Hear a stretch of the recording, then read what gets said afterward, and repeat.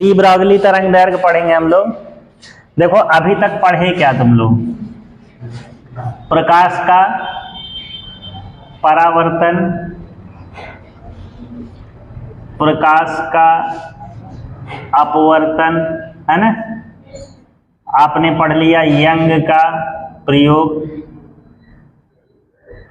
ये तीनों चीजें पढ़ ली। अब ये तीनों चीजें क्या बताता है तुम्हें पता है? ये तीनों चीजें ये बताता है कि प्रकाश जो है एक तरंग है। तरंग का मतलब एक वेव है। इसके बाद हमने आपको पढ़ाया प्रकाश वैद्युत प्रभाव। ठीक, अब देखो ये प्रकाश वैद्युत प्रभाव, इसमें आइंस्टीन ने क्या बताया था कि जो आपका प्रकाश है वो तरंग रूप में ना आकर किस रूप में आता है? कण रूप में। प्रकाश के छोटे छोटे बंडलों या पैकेटों, जिनको हम लोग क्या कहते हैं? फोटॉन कहते हैं। तो एक वैज्ञानिक थे जिनका नाम है डी ब्रॉगली। ठीक है, कहा कि भाई ऐसा है कि ये जो प्रकाश था अभी तक तुम पढ़े कि भाई ये तरंग प्रकृति का है, और इसी में आ गया कि पता चला कि प्रकाश कण प्रकृति का भी है। इसका मतलब ये है कि दोनों प्रकृति इसमें संभव है ना। तो डी ब्रॉगली ने कहा कि जहां पर तरंग रहेगी, जहां तरंग प्रकृति है वहां पर कण प्रकृति आ रहा है, इसलिए इसका उल्टा भी हो सकता है। यानी कोई एक ऐसा कण हो जो अपने साथ साथ तरंग भी लाएगा। पहले था प्रकाश एक तरंग प्रकृति, तरंग के बाद क्या सिद्ध हुआ कि वो कण प्रकृति भी दर्शाता है। तो जब तरंग कण प्रकृति दर्शा सकती है तो कोई भी कण तरंग निकाल सकता है कि नहीं? ऐसा भी तो हो सकता है ना। जब इससे आप इस पे जा सकते हो तो इससे आप इस पे भी जा सकते हो कि नहीं? है ना। तो ये जो डी ब्रॉगली वैज्ञानिक थे, इन्होंने यही बताया कि कोई भी कण होगा, जो अर्थ पे कोई भी कण होगा, वो अपने साथ साथ क्या है? एक तरंग उत्पन्न करेगा। क्या करेगा? कोई भी कण होगा वो अपने साथ में एक तरंग उत्पन्न करेगा। इसके लिए इन्होंने कोई भी एक्सपेरिमेंट, यानी कोई भी इसके लिए इन्होंने प्रयोग नहीं किया था, बस इन्होंने ऐसा माना था। जैसे मान लो कोई भी कण है, ये मान लो एक क्या है? ये एक कण है, या कोई पत्थर है, मान लो ये पत्थर है, इसका कितना भार है? 2 किलो।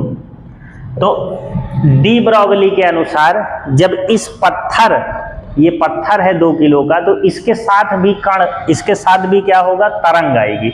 अब ये तरंग आएगी, कैसे आएगी? उन्होंने कहा, सुन लो ध्यान से, कोई भी पदार्थ होगा जिसका कुछ द्रव्यमान हो, जैसे इसका 2 किलो क्या है? द्रव्यमान है। तो इसका कुछ द्रव्यमान हो और इसको हम लोग किसी चाल से आगे बढ़ाएं।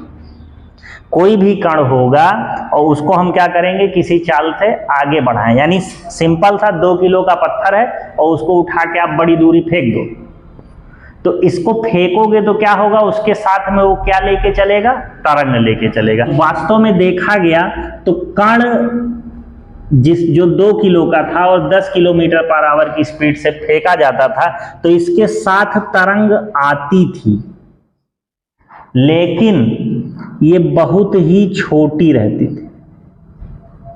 बहुत ही क्या हो?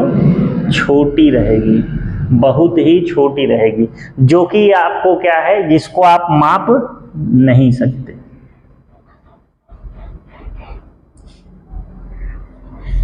अगर कोई कण है, उसका कोई द्रव्यमान है लड़कों, और इसको हम आगे v चाल से फेंकें, ठीक है, तो ये क्या बनाएगा? अपने पीछे एक तरंग बनाएगा। इस तरंग को अगर हमें ज्ञात करना हो, यानी इस तरंग की अगर हमें तरंग दैर्घ्य निकालना हो, तो इसको हम लोग किससे निकालेंगे? h/p, यानी h/mv। p क्या होता है? संवेग, और उसका फॉर्मूला क्या होता है? mv। और इस लैम्ब्डा को ही हम लोग कहते हैं डी ब्रॉगली तरंग दैर्घ्य। उन्होंने क्या बताया कि भाई प्रकाश एक तरंग है, वो कण प्रकृति भी उसमें पता चल गई, हमें आ गई। तो ऐसा भी तो हो सकता है कि हर कण प्रकृति, जिसमें हर कण जो होगा वो अपने पीछे तरंग लेके चलेगा। तो इसके लिए इन्होंने क्या कहा, कंडीशन बताई। इन्होंने क्या कंडीशन बताई कि अगर कोई भी पदार्थ हो जिसका कुछ ना कुछ द्रव्यमान हो, ठीक है, m हो, और उसको v चाल से फेंका जाए, तो v चाल से जब आगे फेंकेंगे, जब ये गति आएगी, तो भाई किसी भी द्रव्यमान वाली चीज को v से फेंक देंगे तो आगे चलेगा, तो उसमें क्या उत्पन्न हो जाएगा, संवेग। तो इन्होंने कहा अगर ये जो तरंग पीछे आ रही है इसको आपको ज्ञात करना हो तो उसके लिए एक फॉर्मूला है, लैम्डा बराबर h बटा p। P क्या है आपका, संवेग। संवेग का मतलब द्रव्यमान का गुणे वेग करिए। एग्जाम्पल के तौर पे एक कण है, इसको कितना किलो का मान है, 10 किलो का मान लें, लो 10 किलो का मान लिया, और इसको हम लोग किसी वेग से फेंक रहे हैं, तो कितने वेग से फेंकें इसको बताओ। इसको 10 किलोमीटर पर आवर की स्पीड से फेंक दो ऐसे करके। तो उन्होंने कहा कि अगर इसके पीछे क्या आएगी, एक तरंग आएगी, इस तरंग को हमें अगर निकालना हो तो हमें क्या करना पड़ेगा, ये फॉर्मूला लगाना पड़ेगा h/mv। तो h का मान तो आप जानते हो ना, 6.6 गुणे 10 की घात -34 ऐसे करके, और इसका मान m का मान कितना, 10, और इसका कितना है 10, 10 कितना हो गया, 100, 10 दहम्मा 100, तो 6.6, ये 100 ऊपर आके कितना हो जाएगा, 10 की पावर -36 मीटर। तो देखो कितना आ गया, 6.6 गुणे 10 की पावर -36, 10 की पावर -36। हम तुमको सवाल लगवाए थे, जितने भी तरंग आप पढ़े हो सारे के सारे कितने में पढ़े हो लड़कों, एंगस्ट्रॉम में। कितना एंगस्ट्रॉम, या तो 5 गुणे 10 की पावर -7 मीटर, या फिर आप कह सकते हो 5000 एंगस्ट्रॉम, यानी 10 की पावर -10। सब में पावर कितना आया था, या तो 10 की पावर -10 के आसपास ही आया है ना। तो जितनी भी तरंग दैर्घ्य मापी जा सकती है वो एंगस्ट्रॉम में मापी जा सकती है, यानी 10 की पावर -10 के आसपास मापी जा सकती है। अब ये कितना है, 10 की पावर -36, तो इससे बहुत छोटा हो गया कि नहीं, और इससे बहुत छोटा हो गया। इसीलिए जब आप 10 किलो वाले किसी पदार्थ को 10 किलोमीटर पर आवर की स्पीड से आप फेंकेंगे तो इसके पीछे तरंग निकलेगी, तरंग इसके साथ रहेगी, लेकिन क्योंकि इसका तरंग दैर्घ्य बहुत ज्यादा छोटा है इसीलिए वो हमको महसूस नहीं होती, इसीलिए वो हमको दिखती नहीं। समझ में आए? तो यानी दे ब्रॉगली ने यही बताया कि बड़ी चीजें हैं। अब इसका जस्ट अपोजिट सोचो, ये हम 10 किलो का ले लिए, लेकिन अगर हम ऐसी चीजों का निकालें जैसे इलेक्ट्रॉन, प्रोटॉन, अल्फा कण, ठीक है, ये सब क्या है, एकदम छोटे हैं। इनका द्रव्यमान कितना है इलेक्ट्रॉन का, 9.1 गुणे 10 की घात -31। अब सोचो इलेक्ट्रॉन के लिए, इलेक्ट्रॉन एक कण है ना, तो इलेक्ट्रॉन के लिए अगर डी ब्रॉगली तरंग दैर्घ्य निकाला जाए तो देखो lambda is equal to h/mv। h का मान 6.6 गुणे 10 की घात -34, m का मान कितना होगा 9.1 गुणे 10 की पावर -31, v का मान इलेक्ट्रॉन का वेग ले लेते हैं 10⁶ मीटर पर सेकेंड, तो ये 10⁶ हो गया। इसको अगर भाग दोगे आप 6.6 9.1, ये 34 है, ऊपर जाएगा 6 40 हो जाएगा, 31 घटाओगे 10 की पावर -9 आ जाएगा कि नहीं। और 10 की पावर 9 वाले में आप माप सकते हो कि नहीं, उसको एंगस्ट्रॉम में बना सकते हैं ना। यानी जो दे ब्रॉगली ने बताया कि जो इनकी तरंग दैर्घ्य है, दे ब्रॉगली तरंग दैर्घ्य है, वो बड़े वस्तुओं में नहीं, इतनी छोटी निकलती है कि उसको देखा नहीं जा सकता, उसको मापा नहीं जा सकता। लेकिन जब हम उसी जगह छोटे छोटे कणों की बात करते हैं जैसे इलेक्ट्रॉन, प्रोटॉन, अल्फा कण, इनके बारे में, तो इनकी तरंग दैर्घ्य निकलती है और उसको हम इस फॉर्मूले से क्या कर सकते हैं, निकाल सकते हैं। प्रत्येक कण जो किसी वेग से गति करता है, ठीक है, वह अपने साथ साथ एक क्या उत्पन्न करेगा, तरंग उत्पन्न करता है। और उस तरंग की हम लोग तरंग दैर्घ्य किस फार्मूले से निकाल सकते हैं, lambda is equal to h/p बराबर, और p का सूत्र आप जानते हो, संवेग क्या होता है, द्रव्यमान गुणे वेग। तो P की जगह हम mv भी रख सकते हैं। तो फॉर्मूला हो गया लैम्डा बराबर h/mv, इसके द्वारा ज्ञात की जा सकती है। और इस लैम्डा को ही हम क्या कहते हैं, डी ब्रॉगली तरंग दैर्घ्य। क्यों? क्योंकि इसकी कल्पना, इसको सोचा किसने था, डी ब्रॉगली ने, और इसका फॉर्मूला किसने दिया, डी ब्रॉगली ने, इसीलिए इसे क्या कहते हैं, डी ब्रॉगली तरंग दैर्घ्य। Lambda is equal to h/mv आ गया, ये क्लियर है। अब इसके बाद देखो इसी लैम्डा के 3 फॉर्मूले निकलते, 4 फॉर्मूले। पहला तो ये खुद है, lambda is equal to h/mv। दूसरा एक फॉर्मूला होगा इसका गतिज ऊर्जा के रूप में।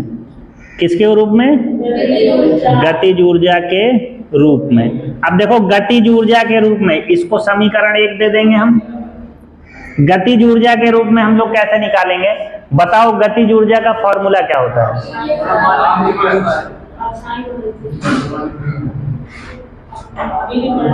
अरे पढ़े दो, K is equal to half mv square. तो देखो ये गतिज ऊर्जा का फॉर्मूला है ना, K is equal to half mv square. अब जरा ये बताओ लड़कों, इसको संवेग कैसे बना सकते हैं?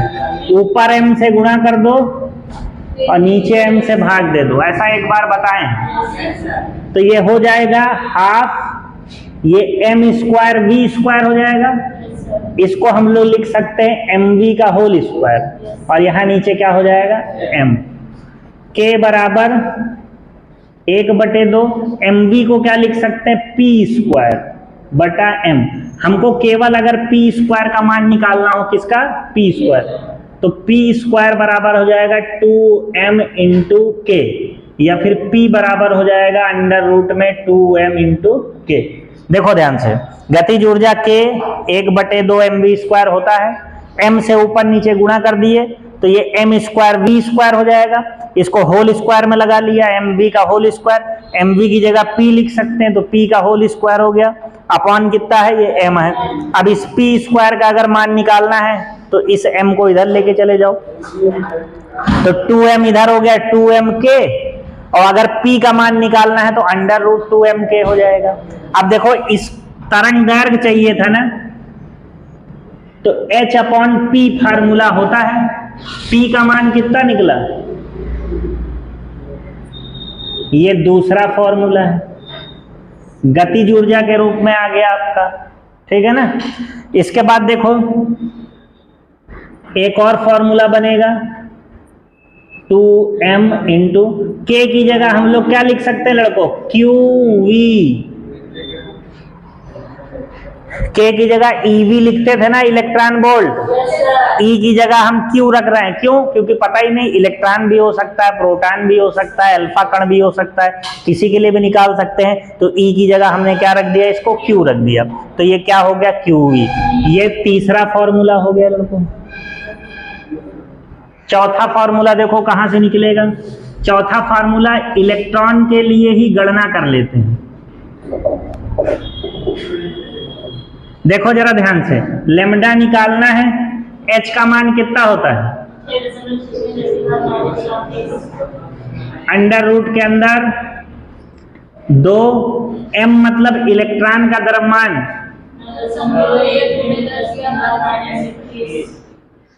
q मतलब आवेश, इलेक्ट्रॉन पे आवेश,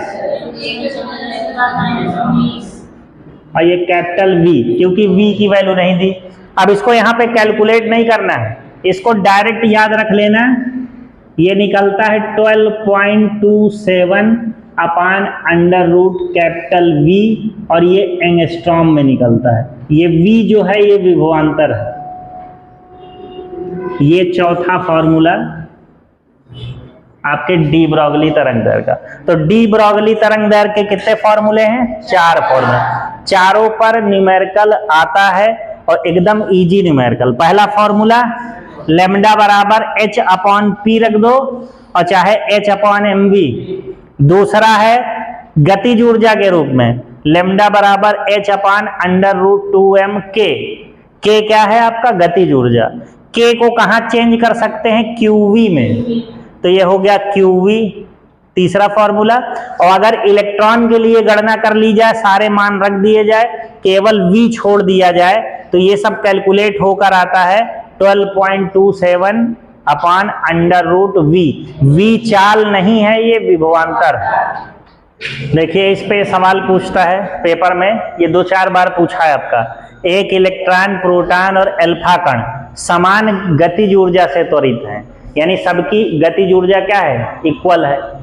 कह रहा है इनमें से किसके लिए डी ब्रोगली तरंग दैर्घ्य सबसे ज्यादा होगी। इसमें आपसे कुछ भी पूछ सकता है, या तो ज्यादा पूछ सकता है, कम पूछ सकता है, या फिर ऐसे बोल सकता है कि इसको डी ब्रोगली तरंग दैर्घ्य के बढ़ते क्रम में लगाइए, घटते क्रम में लगाइए। यानी हमको इसमें ये पता करना होगा कि किसकी सबसे ज्यादा है, फिर उसके बाद किसकी है, और फिर सबसे कम किसकी।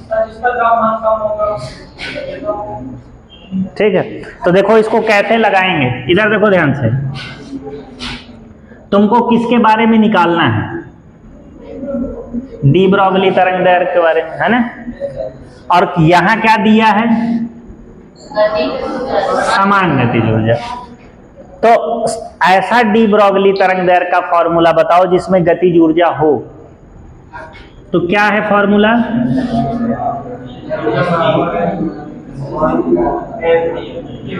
ये अभी निकाले हैं। अब देखो जरा ध्यान से देखो, ये क्या होता है, प्लांक नियतांक। इसका मान फिक्स होता है कि नहीं, तो जिसका मान फिक्स उसको काट दो। इस 2 का मान फिक्स है, इसको काट दो। गतिज ऊर्जा बोल दिया है कि समान है, तो इसको काट दो। बचा कितना,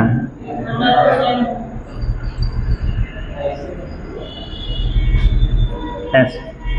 इसका मतलब बचा केवल द्रव्यमान, और द्रव्यमान के ये अनुक्रमानुपाती निकल रहा है कि व्युत्क्रमानुपाती, क्योंकि नीचे है तो व्युत्क्रमानुपाती। व्युत्क्रमानुपाती होने का मतलब ये है कि जिसका द्रव्यमान कम उसकी तरंग दैर्घ्य ज्यादा। यही तो होता है ना, उल्टा होता है, जिसका द्रव्यमान कम होगा उसकी डी ब्रोगली तरंग दैर्घ्य ज्यादा होगी, और जिसका द्रव्यमान ज्यादा होगा उसकी डी ब्रोगली तरंग दैर्घ्य कम होगी। तो अब हमको किसके किसके बारे में बताना था, इलेक्ट्रॉन, प्रोटॉन, अल्फा। अब जिस लड़के को इनका द्रव्यमान पता है वो सवाल सही कर लेगा, जिसको नहीं पता नहीं कर पाएगा। इसका द्रव्यमान बताओ, इसका मान बताओ,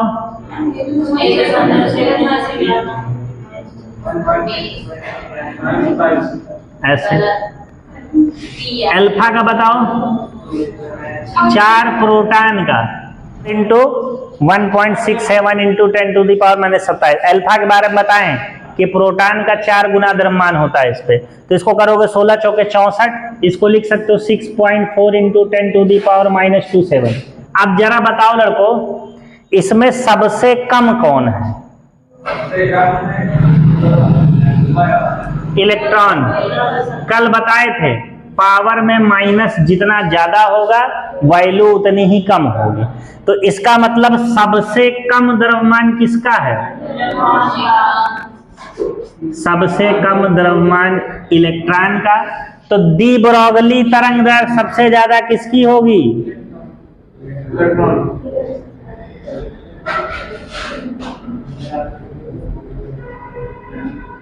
यानी हम ऐसे लिख सकते हैं कि लेम्डा ई, लेम्डा का मतलब डी ब्रोगली तरंग दैर्घ्य इलेक्ट्रॉन। इलेक्ट्रॉन का द्रव्यमान सबसे कम, तो इलेक्ट्रॉन की डी ब्रोगली तरंग दैर्घ्य सबसे ज्यादा। अब बताओ इसके बाद कौन बड़ा है,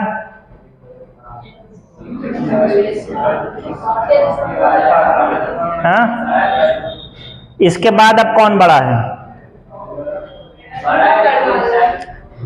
हाँ, अरे सबसे कम द्रव्यमान इसका है, तो अब इससे थोड़ा सा बड़ा देखो। अब बताओ ये ज्यादा बड़ा है कि ये ज्यादा बड़ा है? देखो 27 तो दोनों में है, तो इससे कोई मतलब ही नहीं रह गया। अब हमें जब दोनों में बराबर है तो दोनों से उसको देखने की जरूरत ही नहीं है। 1.67 बड़ा होता है कि 6.4? हाँ, तो ये उससे छोटा है, इसका मतलब लेम्डा प्रोटॉन इससे बड़ा होगा। और सबसे ज्यादा तरंग दैर्घ्य सबसे ज्यादा द्रव्यमान किसका है, अल्फा का। तो सबसे कम तरंग दैर्घ्य किसकी होगी, अब तुमसे इसमें पूछे सबसे ज्यादा तरंग दैर्घ्य इलेक्ट्रॉन की, सबसे कम तरंग दैर्घ्य अल्फा की, और क्रम में व्यवस्थित करावे तो ऐसा, ये समझ आया।